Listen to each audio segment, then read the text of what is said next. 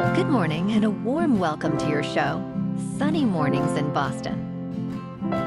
I'm your host, Melissa, and it's Thursday, October 2nd. You'll be interested to know.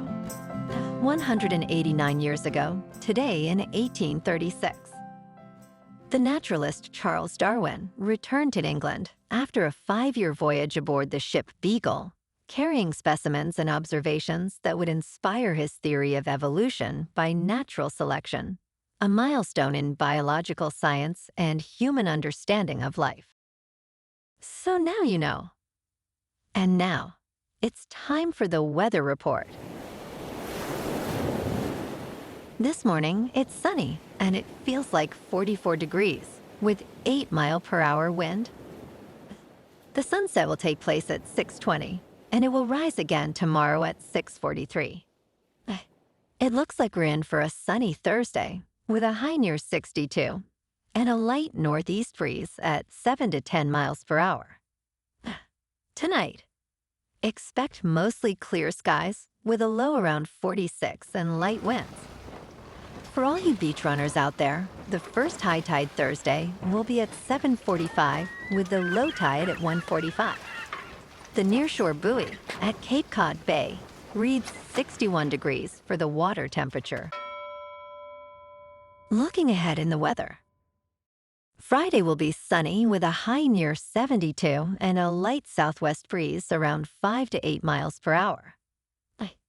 Temperatures warm to near 78 on Saturday and around 80 on Sunday and Monday, with nights ranging from the low 50s Friday night to about 61 by Monday night and generally light southwest winds.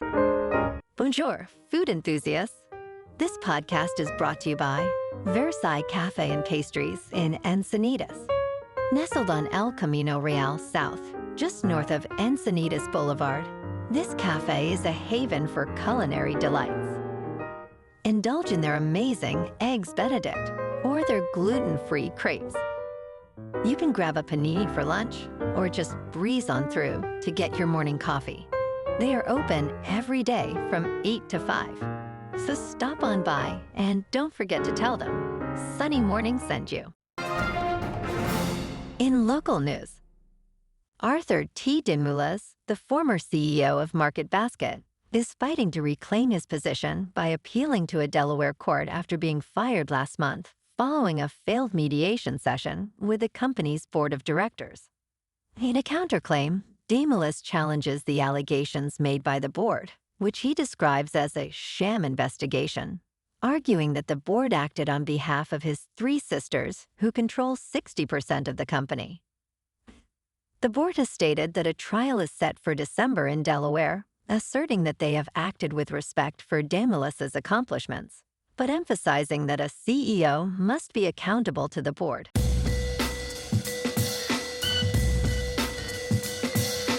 Now on to sports. The Big Ten is in discussions about a private capital deal that would infuse at least $2 billion into the league and its schools, sources told ESPN on Wednesday. The discussions include a 10-year extension of the league's grant of rights until 2046, ensuring long-term stability. The private capital deal and grant of rights extension have been discussed for months, presenting a distinct blow to outside entities attempting to form super leagues. A decision on the private capital deal is expected soon, with 3 entities under consideration.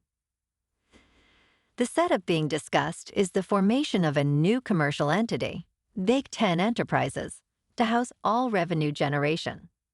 And tonight on Thursday Night Football, the 3-1 49ers are at the 3-1 Rams. Kickoff is at 8:15 p.m. on Amazon Prime Video. Los Angeles is favored by 8.5, and the over-under is 45.5. In local sports. Last night in the Bronx, the Sox lost to the Yankees 4-3. Rice homered for New York in the first, Story and Rafaela scored in the third, and Story added a homer in the sixth for Boston. Wells had the go-ahead RBI single in the eighth for the Yankees. The win went to Williams, the loss to Whitlock, and the save to Bednar. The Sox finished with 6 hits and 0 errors. Tonight, it's do or die in New York. Starting pitcher for the Sox is Connelly Early, who is 1-2 with a 2.33 earned run average. He faces the Yankees' Cam Schlittler, who is 4-3 with a 2.96. First pitch is scheduled for 6:08, with a temperature around 61 degrees. In top news, many services ground to a halt as the federal government shuts down. Much of the federal government is now shut down after Republicans and Democrats in the Senate failed to agree on a funding plan. A Senate vote to reopen the government failed on Wednesday, as many federal agencies ceased operations. The Republican-controlled House passed a bill to fund the government through November 21st, but Senate Democrats refused to support it. Critical services like Social Security and Medicare will continue, but delays are expected. About 750,000 federal employees may be furloughed daily. President Trump hinted at possible mass firings of federal workers. In business news, for United States business schools, local challenges could bring global solutions. Stanford University holds on to the top spot among full-time Master of Business Administration programs in the United States. Overall, shifts are underway globally that could result in long-term, fundamental changes. Students again weigh career prospects as a top interest post-degree. Consulting, technology, and finance account for the largest share of new jobs within 3 months of graduation. All this poses an intriguing question. Is the future of business education starting to move abroad, even if slowly? The complete list of schools and detailed methodology are available at bloomberg.com/business schools. In crypto movement, Bitcoin is up 4% to just under $119,000. Ethereum is up 5% to just under $4,400. And XRP is up 4% to $2.96. Moving on to a more local vibe. In our community spotlight on health and wellness, we are working with a national Pilates studio to bring you some free classes, so listen up. Check out Club Pilates, with several locations in the Boston area. Pilates presents a comprehensive wellness approach, cultivating strength, reducing tension, and elevating mental well-being. Scientific research affirms its benefits. So now you can check out Club Pilates for a free class. With locations in Canton, Wellesley, Hingham, Brookline, and Framingham, just be sure to tell them Sunny Morning sent you by. And now, back to the show. Let's talk tech. Startup Anything has achieved a remarkable valuation of $100 million after reaching $2 million in annual recurring revenue in just 2 weeks. Vibe Coding, which utilizes artificial intelligence-powered coding tools to create apps and websites through natural language prompts, is rapidly gaining popularity. Co-founders Drova Min and Marcus Lowe aim to assist non-technical users in developing complete applications.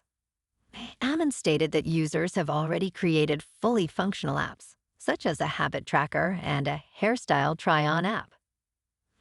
Despite intense competition, experts believe there is substantial demand for diverse app-building products. And in entertainment news, Taylor Swift is set to dominate the box office once again with the official release party of a Showgirl, which is projected to debut between $35 million and $40 million this weekend. This significant ticket sales estimate comes just 2 weeks after the film's announcement, with little promotion beyond Swift's social media. The event coincides with her 12th studio album, The Life of a Showgirl, releasing on October 3rd.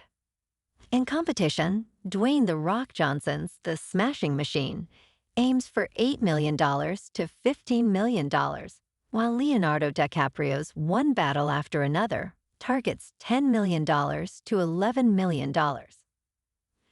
Meanwhile, Disney's re-release of Avatar, The Way of Water, seeks $3 million to $4 million from over 2,000 theaters. Well, alrighty folks, it's time for the quote of the day.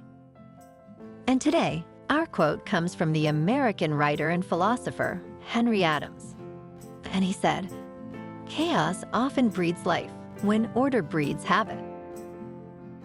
And that's a wrap for this morning. You can check out our Instagram, YouTube, and TikTok for some captivating aerial videos with local news and the weather reports. Have an amazing day, my good friends. We'll see you tomorrow with another episode of Sunny Mornings in Boston.